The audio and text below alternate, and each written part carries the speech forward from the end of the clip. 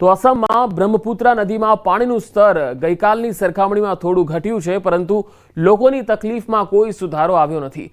પૂરના કારણે ઓફાલા, મામલગર્ભ, ટિયાબસ્તી, મજરાબારી, લીગીરબારી અને ગંટાકા અને દીચાગમુખના જે ભાગો છે તે હાલ તો ડૂબી ગયા છે અને જળબંબાકાર બની ગયા છે। સાથે રવિ પાક, ડાંગરના પાકને નુકસાન થયું છે। પશુઓ માટે ઘાસચારાની પણ અછત સર્જાઈ છે।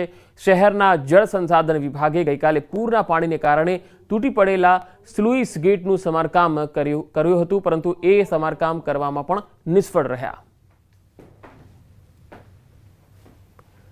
તો લોકોની તકલીફ અહીંયા કેટલી વધી છે એ તમે તસવીરોમાં જોઈ શકો છો, કારણ કે ચારે તરફ પાણી છે, લોકોના ઘરોમાં પાણી છે, લોકો આશ્રય શિબિરોમાં હાલ તો સહારો લઈ રહ્યા છે।